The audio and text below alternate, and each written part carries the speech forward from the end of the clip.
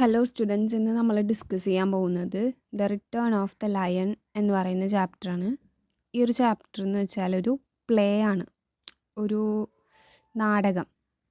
It is a play about Shivaji and his mother Jijabai, who in the absence of Shivaji act as a regent of the state. ഇതൊരു mother and son, അവർ രണ്ടുപേരുടെയും ഒരു സ്റ്റോറിയാണ്. രണ്ടുപേരും ഒരുപാട് speciality ഉള്ള വ്യക്തികളാണ്. ആളുടെ പേരെന്ന് പറയുന്നത് ജിജാബായ് എന്നാണ് മദറിൻ്റെ പേര്. ആ ഒരു മദറിൻ്റെ സണ്ണാണ് ശിവജി എന്ന് പറയുന്ന ആൾ. അപ്പോൾ ഇവരുടെ ഒരു സ്പെഷ്യാലിറ്റി ഉണ്ടെന്ന് പറഞ്ഞല്ലോ. അതെന്താണെന്ന് വെച്ചാൽ, ശിവജി എന്ന് പറയുന്നത് ആ ഒരു രാജ്യം, അതായത് മറാത്ത രാജാവാണ് ശിവജി.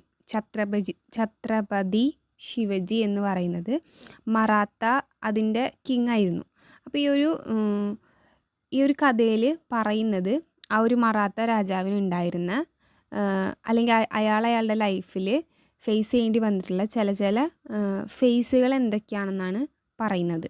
അപ്പോൾ അതിലൊരു പ്രധാനപ്പെട്ട റോള് വഹിച്ചിട്ടുള്ളത് ആളുടെ തന്നെ അമ്മയാണ്, ജിജാബായ് എന്ന് പറയുന്ന ഒരു സ്ത്രീ. അപ്പോൾ അവർ തമ്മിലുള്ള ആ ഒരു പല രംഗങ്ങളെയുമാണ് ഇതിലൊരു നാടകമായിട്ട് കാണിക്കുന്നത്. അപ്പോൾ നമുക്ക് ഈ ഒരു പ്ലേയുടെ സമ്മറിയിലോട്ട് പോവാം. വളരെ സിമ്പിളായിട്ടുള്ളൊരു പ്ലേ ആണ്. വലിയ എമൗണ്ട് ഓഫ് ക്യാരക്ടേഴ്സ് ഒന്നുമില്ല, കുറച്ച് മേജർ ക്യാരക്ടേഴ്സ് മാത്രമേ ഉള്ളൂ. അതിൽ ഏറ്റവും പ്രധാനപ്പെട്ട 2 ക്യാരക്ടേഴ്സാണ് ശിവജിയും ആളുടെ മദറും. പിന്നെ അതുപോലെ തന്നെ ഒരു പ്രധാനപ്പെട്ട ഒരു ക്യാരക്ടറാണ് മുഗൾ രാജാവായിട്ട് ഇരുന്നിരുന്ന ഔറംഗസീബ്. ആ ഒരു സമയത്ത് മുഗൾ രാജാവായിരുന്ന ഔറംഗസീബും ഇതിലൊരു പ്രധാനപ്പെട്ട കഥാപാത്രമാണ്. അപ്പോൾ ഇങ്ങനെ കുറച്ച് കഥാപാത്രങ്ങൾ വെച്ചിട്ട് ചെയ്തിട്ടുള്ള ഒരു പ്ലേ ആണ് the return of the lion എന്ന് പറയുന്ന ഈ ഒരു play. The return of the lion എന്ന് പറയുന്ന ആ ഒരു ടൈറ്റിലിൻ്റെ മീനിങ് എന്താണ്?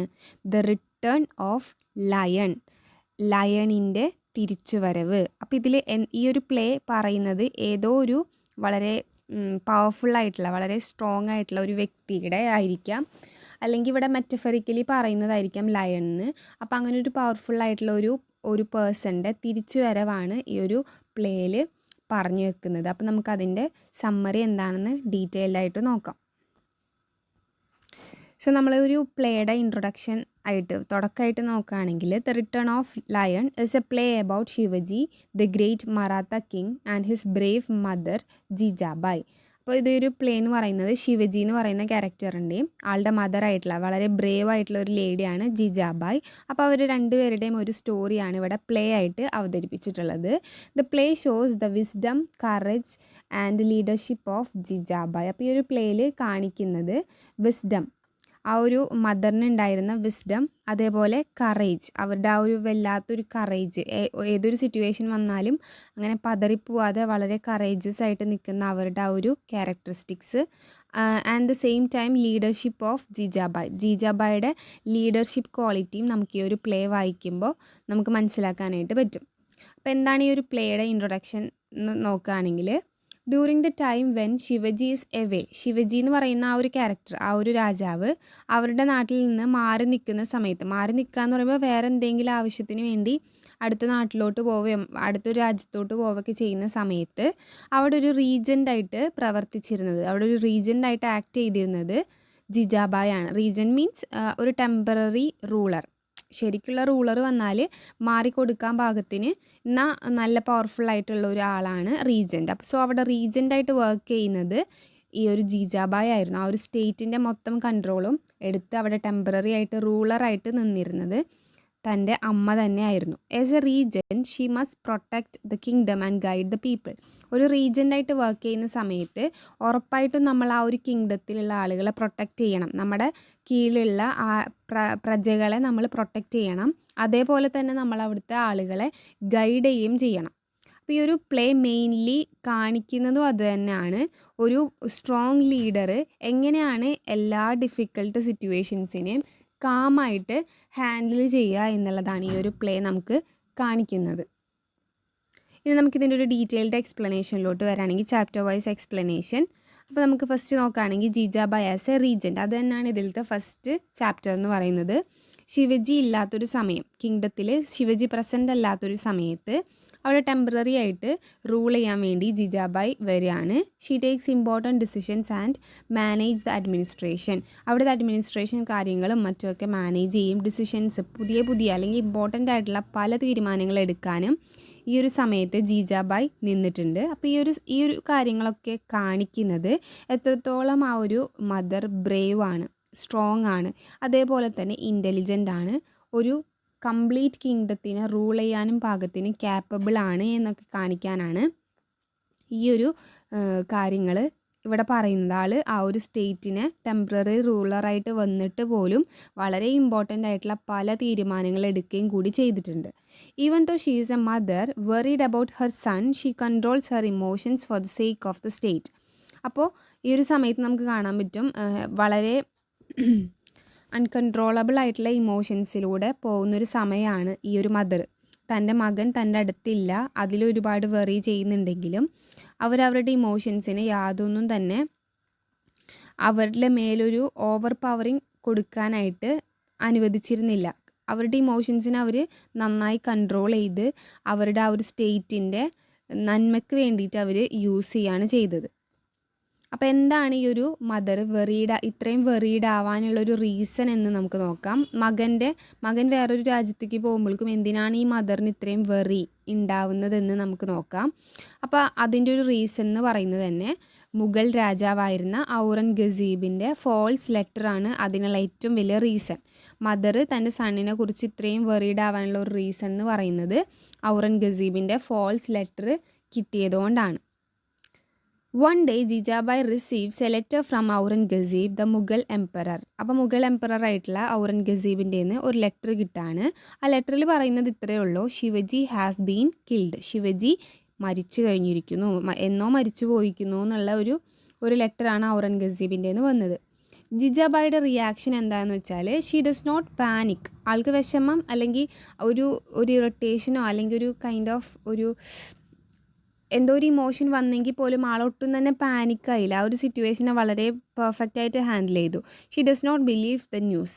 സത്യത്തിൽ ആ ഒരു അമ്മയുടെ സ്ഥാനത്ത് നിന്ന് നോക്കുകയാണെങ്കിൽ അവർ ആ ഒരു ന്യൂസ് വിശ്വസിച്ചില്ല എന്ന് തന്നെ പറയാം.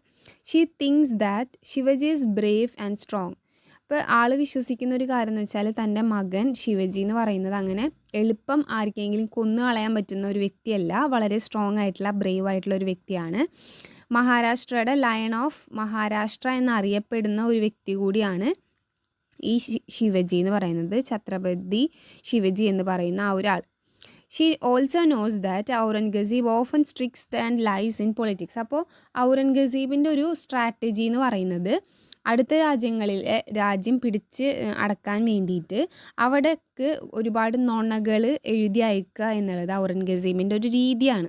അതായത് അപ്പുറത്തെ ഇപ്പോൾ ഈ ഛത്രപതി ശിവജി എന്ന് പറയുന്ന ആൾ മരിച്ചു എന്നൊക്കെ പറഞ്ഞിട്ട് അവരുടെ നാട്ടിലോട്ട് ഒരു ലെറ്റർ അയക്കുന്ന സമയത്ത് അവിടുത്തെ ആളുകളൊക്കെ ഭയങ്കര പാനിക്കാവും. ഇനി ഞങ്ങൾ ആരാ രക്ഷിക്കാനുണ്ടാവുക എന്നൊക്കെ ആലോചിച്ച് അവരാകെ പാനിക്കായിട്ടിരിക്കുന്ന സിറ്റുവേഷനിൽ പെട്ടെന്ന് തന്നെ ഇവരുടെ ആ ഒരു കടന്നുകയറ്റം ചെയ്യാനായിട്ട് സാധിക്കും. അല്ലെങ്കിൽ അങ്ങനത്തെ ഒരു സ്ട്രാറ്റജിയാണ് ഔറംഗസീബ് എപ്പോഴും ചെയ്തിരുന്നത്.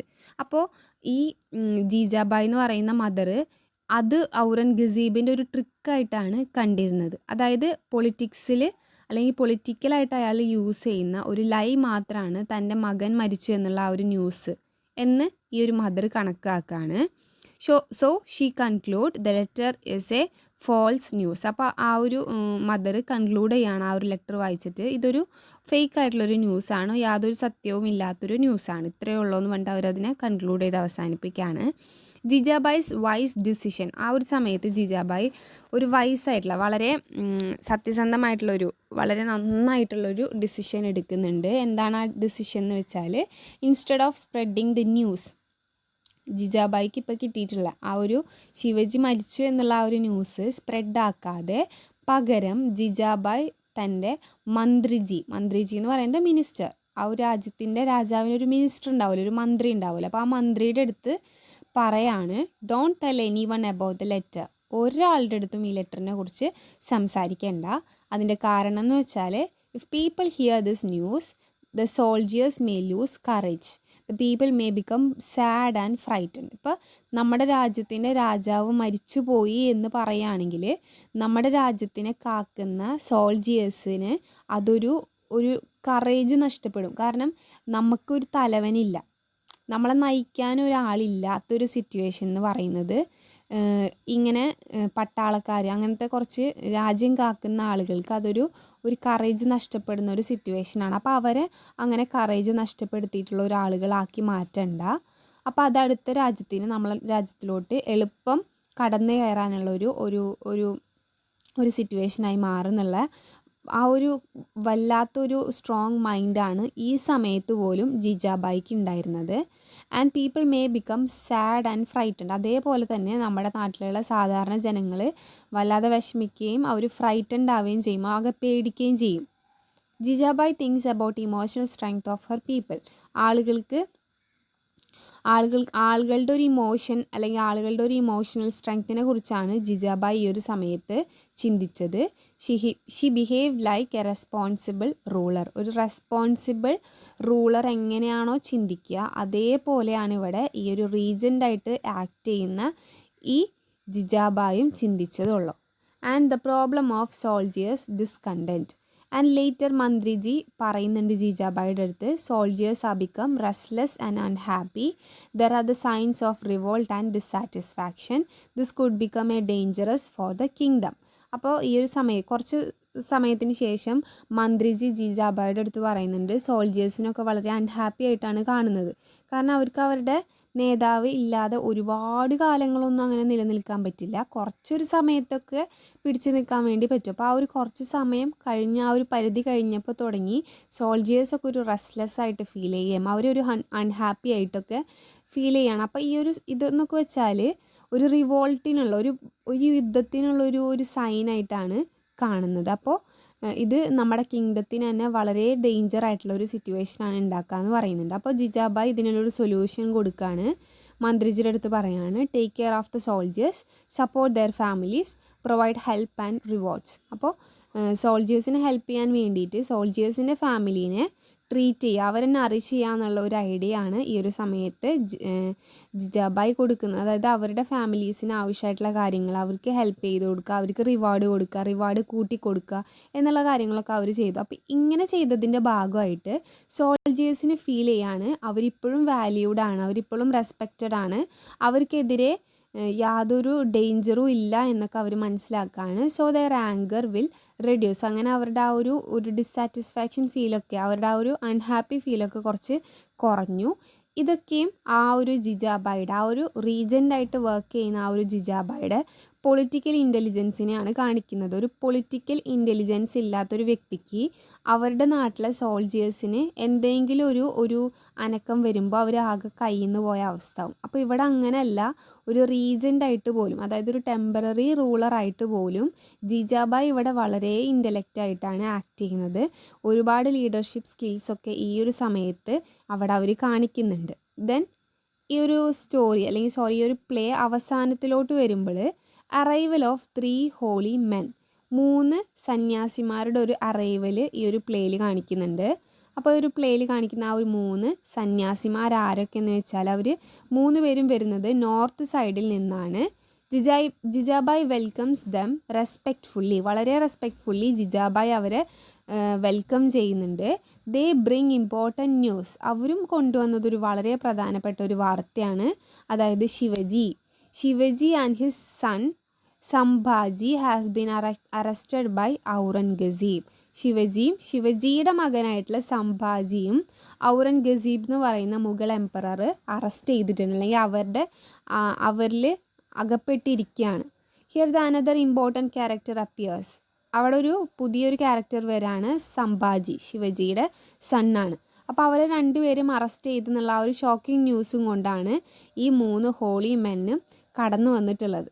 സോ ഈ ഒരു കാര്യങ്ങളൊക്കെ പറഞ്ഞപ്പോഴും ജിജാബായി അധികം പാനിക് ആവാതെ തന്നെ അവരുടെ അടുത്ത് പറയാണ്, ശരി ന്യൂസ് അറിഞ്ഞു, നിങ്ങൾ ഞങ്ങളെ ബ്ലെസ് ചെയ്യണം. അതൊരു ഹോളി മെൻ വന്നാൽ അവരുടെ ബ്ലെസ്സിങ് വാങ്ങിക്കുക എന്നുള്ള ഒരു നോർമൽ കാര്യമാണ്. അപ്പോൾ അങ്ങനെ ജിജാബായി ഇവരുടെ ബ്ലെസ്സിങ്ങിന് വേണ്ടി നിൽക്കുന്ന സമയത്ത് 2 ആൾക്കാർ അതിൽ നോർമലി ബ്ലെസ് ചെയ്യുന്നുണ്ട്. മൂന്നാമത്തെ ആ ഒരു വ്യക്തി, ആ ഒരു മൂന്നാമത്തെ ഹോളി മെൻ എന്ന് പറയുന്നത് പെട്ടെന്ന് അവരുടെ കാൽക്കൽ വീഴാണ് ചെയ്യുന്നത്. അതൊരു അൺയൂഷ്വൽ ആയിട്ടുള്ള ഒരു സാധാരണ നടക്കാത്ത ഒരു കാര്യമാണ്. അതിൻ്റെ കാരണം എന്താണെന്ന് വെച്ചാൽ നോർമലി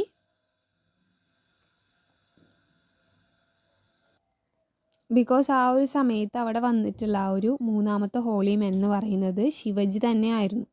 അപ്പോൾ ജിജാബായി അവരെ വളരെ കെയർഫുള്ളായിട്ട് നോക്കിയപ്പോൾ മനസ്സിലായി അത് ആ ഒരു ഹോളി മെന്ന് ശിവജിയാണ്.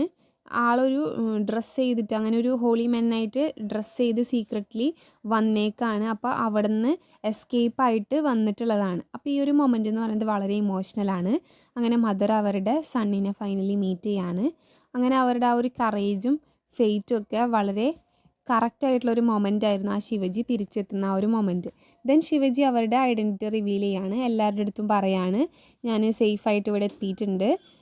സംഭാജിയും at the same time safe തന്നെയാണ്. അയാളുടെ ഫ്രണ്ട്സിൻ്റെ ഒപ്പം നിൽക്കുകയാണ് ഈ ഒരു സമയത്ത്. തിരിച്ച് കുറച്ച് ദിവസത്തിൻ്റെ ഉള്ളിൽ അയാളും തിരിച്ചതുപോലെ തന്നെ വരും. അപ്പോൾ ഈ ഒരു മൊമെൻറ്റ് സെലിബ്രേറ്റ് ചെയ്യാൻ വേണ്ടിയിട്ട് ശിവജി അവിടെ ഒരു grand celebration in the kingdom announce ചെയ്യാണ്. ആ ഒരു grand celebration in the kingdom mark ചെയ്യുന്ന പേരാണ് റിട്ടേൺ ഓഫ് ദ ലയൺ എന്ന് പറയുന്ന പേര്. അതായത് ശിവജിയുടെ തിരിച്ചുവരവിനെ സെലിബ്രേറ്റ് ചെയ്യുന്ന ആ ഒരു സെലിബ്രേഷന് ഇവർ കൊടുത്ത പേരാണ് റിട്ടേൺ ഓഫ് ദ ലയൺ. അപ്പോൾ റിട്ടേൺ ഓഫ് ദ ലയൺ ഇവിടെ റെഫർ ചെയ്യുന്നത് ശിവജീനെ തന്നെയാണ്. ലയൺ ഓഫ് മഹാരാഷ്ട്ര എന്നറിയപ്പെടുന്ന വ്യക്തിയാണ് ശിവജി. അതിൻ്റെ കാരണം എന്ന് വെച്ചാൽ he was brave, strong and great warrior and a leader. അപ്പോൾ ഇയാളുടെ ആ ഒരു ടൈറ്റിൽ തന്നെ സിംബലൈസ് ചെയ്യുന്നത് ഇയാളുടെ എനിമീസിൽ നിന്നൊക്കെ വളരെ സേഫായിട്ട് വിക്ടറി ആയിട്ട് തിരിച്ച് ഇയാളുടെ നാട്ടിലെത്തി എന്നുള്ളതാണ്. അപ്പോൾ ഇത്രയാണ് ഈ ഒരു ചാപ്റ്ററിൽ പറയുന്നുള്ളൂ. മോറലായിട്ടും കുറച്ച് പ്രിൻസിപ്പൾസൊക്കെ ഇതിൽ പറയുന്നുണ്ട്. ഒരു ഗുഡ് ലീഡർ എപ്പോഴും എല്ലാ സിറ്റുവേഷനിലും കാമായിട്ട് ആയിരിക്കും പ്രവർത്തിക്കുക. ഒരു ലീഡർ എന്ന് പറയുന്നത് എന്തൊരു ആക്ഷൻ എടുക്കുന്ന സമയത്തും ഒരുപാട് തവണ അതിനെക്കുറിച്ച് ആലോചിച്ചിട്ടുണ്ടാവും. And a ruler should take care of the people and soldiers. At the same time ഒരു റൂളർ എന്ന് പറയുന്നത് അവരുടെ പ്രജകളെയും അതേപോലെ തന്നെ അവരുടെ പട്ടാളക്കാരെയും ഒരുപോലെ തന്നെ കെയർ ചെയ്യുകയും ട്രീറ്റ് ചെയ്യുകയും ചെയ്യുന്നവരായിരിക്കും. Emotional control is important for leadership. ഒരു ലീഡർഷിപ്പിന് ഏറ്റവും അത്യാവശ്യമായിട്ട് വേണ്ടത് ഇമോഷണൽ ആയിട്ടുള്ള കറേജാണ്, ഇൻ്റലിജൻസ് ആണ്. പ്രോബ്ലംസിനെ ഓവർകം ചെയ്യാനായിട്ട് വേണ്ടത് ഇൻ്റലിജൻസും കറേജും ഇമോഷണൽ കൺട്രോളൊക്കെയാണെന്നുള്ളതാണ് ഈ ഒരു ചാപ്റ്ററിൽ പറഞ്ഞ് അവസാനിപ്പിക്കുന്നത്. സോ ഇത്രയാണ് ഈ ഒരു ചാപ്റ്ററിൽ പറയുന്നുള്ളൂ. Thank you.